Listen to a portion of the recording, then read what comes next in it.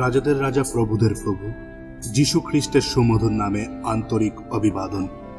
মথিলিখিত সুসমাচার 6 অধ্যায় 19 পদে লেখা আছে, তোমরা পৃথিবীতে আপনাদের জন্য ধন সঞ্চয় করিও না। এখানে তো কীটে ও মর্চায় ক্ষয় করে এবং এখানে চোরে শীত কাটিয়া চুরি করে। মানুষের বিচার, বিবেচনা, বুদ্ধি, কার্য যখন সকলই সাংসারিক, তখনই পাপ তার উপরে বিজয় লাভ করে। যা কিছু সংসারে তা শুধুমাত্র চক্ষুর অভিলাষ, মাংসের অভিলাষ এবং জীবিকার দর্প। পাপ স্বভাবকে নিয়ে মানুষ সংসারে যা কিছু অর্জন করে সেই সকল নষ্ট হয়ে যায়। ধন সম্পত্তি, সম্মান, প্রতিপত্তি সকল কিছু অর্জন করেও মানুষ ঈশ্বরের সম্মুখে নির্বস্ত্র দণ্ডায়মান হবে, কারণ সেই সকলের একটিও তার সঙ্গে যাবে না। পাপের দণ্ড তো শুধু নরক যন্ত্রণা।